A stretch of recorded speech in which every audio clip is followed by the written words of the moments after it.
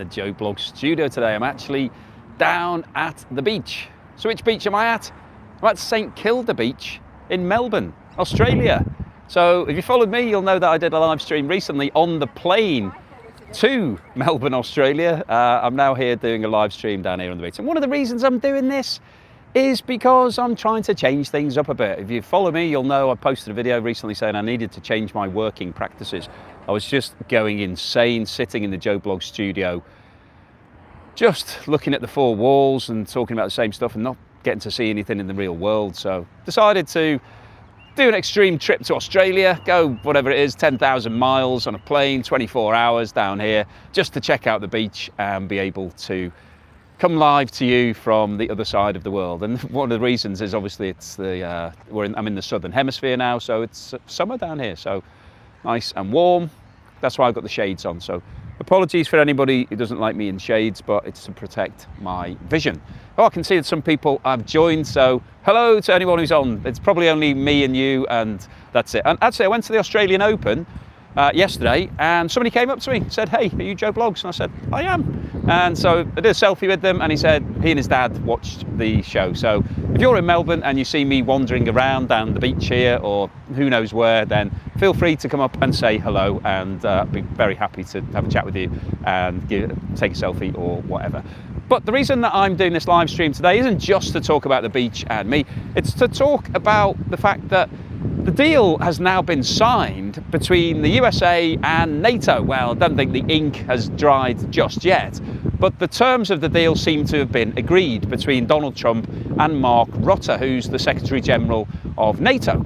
And the terms of that deal are that the USA is now able to start putting missiles into Greenland, which is one of the first times that that's happened. So the USA did have 17 bases in Greenland previously at its height. It's only got one major one now, but it didn't really station a lot of missiles. So that's a new development, and it's all part of Donald Trump's golden dome that he wants to put into place to protect, well, the USA, NATO, whoever you want to talk about.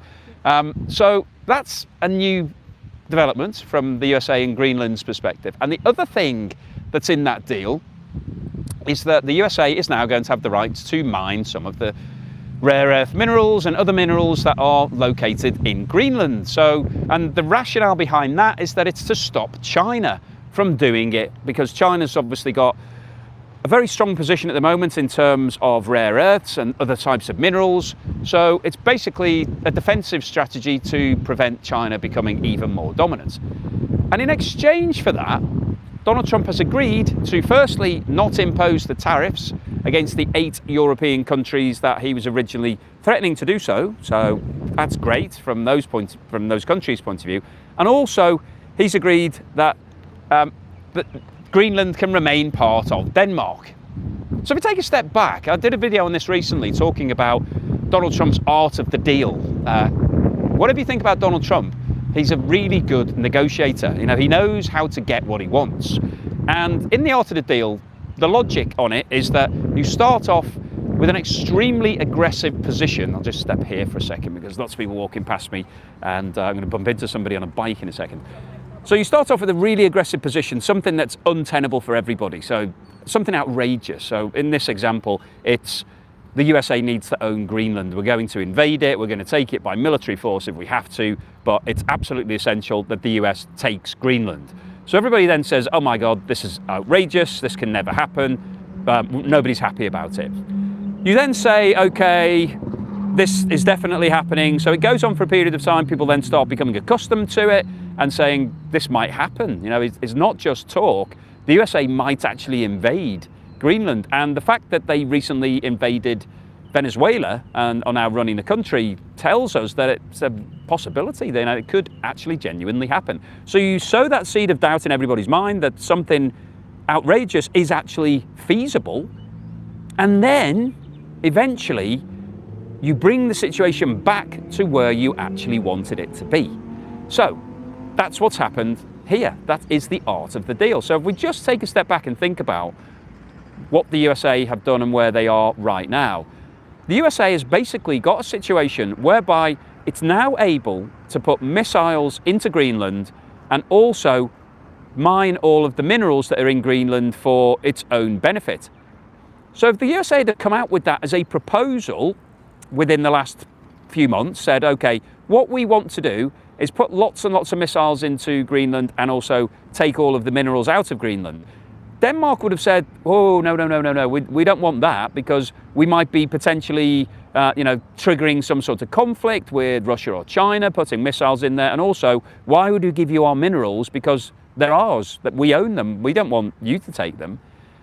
But the fact that the USA set out this proposal whereby they were going to just take Greenland away from Denmark and also punish all of the countries that were threatening to support Greenland, so the 8 countries that sent military over to Greenland, it now looks like Donald Trump is conceding. He's saying, okay, we won't take the country from you and we won't impose these tariffs. Now, neither of those two things existed a couple of months ago. The USA wasn't threatening to take Greenland and the tariffs didn't exist.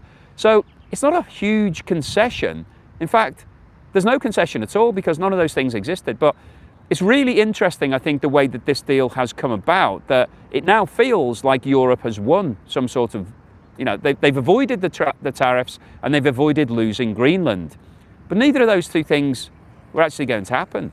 So I think it's a great example of how Donald Trump gets what he wants. And fair play to him. Whatever you think of Donald Trump, he's a really good negotiator.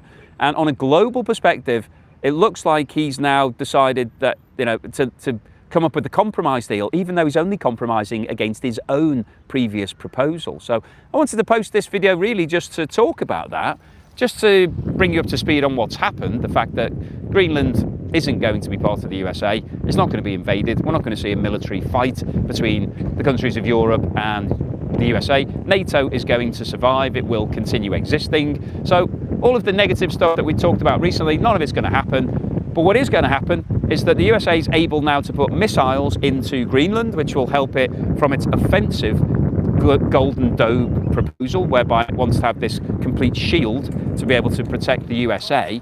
And it's also going to be able to mine a lot of the minerals that are there, which is hugely valuable from the US's point of view, and means that it will have another option rather than having to buy all of those minerals from China. So it weakens China's position economically. So just wanted to bring you up to speed on that, take you on a stroll with me along the beach. Hopefully you can hear the birds tweeting in the background. This is a really nice part of the world. Not too busy down here at St Kilda. It's not, as beaches go, it's not the sort of the most glamorous. We've got quite a lot of ships moving in the distance. But it's nice. The sand is very golden. The water's good. I don't think there's any sharks here. It's quite shallow. This water goes out for a long time before you get even waist deep. So you're unlikely to get bitten by a shark, as you might do in other parts of Australia. There's been a few shark attacks recently.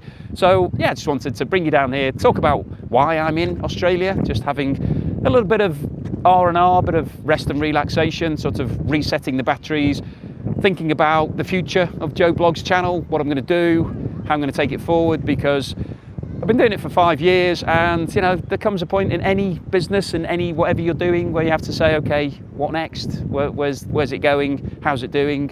And as I shared in previous videos, the videos don't get as many views as they used to. Part of the reason for that is that I pulled back on just talking about Russia. So a few years ago I was doing a lot more on Russia. I'm still doing quite a lot.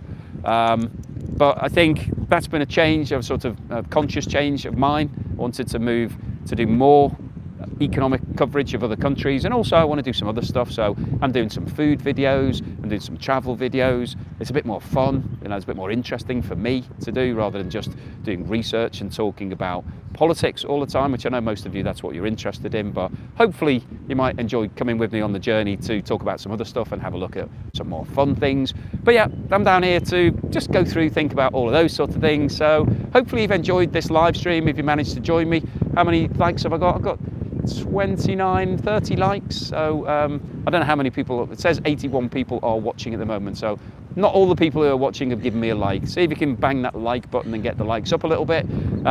So yeah, hopefully you've enjoyed this live stream. I want to do more of these going forward. I think it's an interesting way of sort of connecting with you and talking to, this is live, so this is what I'm doing right this second. So it also enables me to talk about things that are happening really quickly, so I don't have to spend all day researching and doing the video and editing and uploading and all of that good stuff. You can literally just push the button and start talking. So I want to do a bit more of this, so hopefully you've enjoyed it. If you have, then let me know in the comments. Thanks for joining today. If you have, thanks for watching this if you're watching on the repeat later, and look out for more live streams coming. Who knows what time they'll be, because I'm in Australia, so goodness knows what time it is where you are at the moment. I know the UK is 11 hours behind where I am. I don't know where that means that people in the US are like 15, 16, 17, 18 hours behind me, so it becomes a bit too difficult to keep track of, but got the likes up to 50 odd now, so thank you very much for everyone that's just hit the like button. Really appreciate it. Thank you so much for watching this video through to the end. Thanks also to everyone that's supported me in various ways, and if you bought a ticket in my competition, thank you so much for that, and I will see you again on the next video.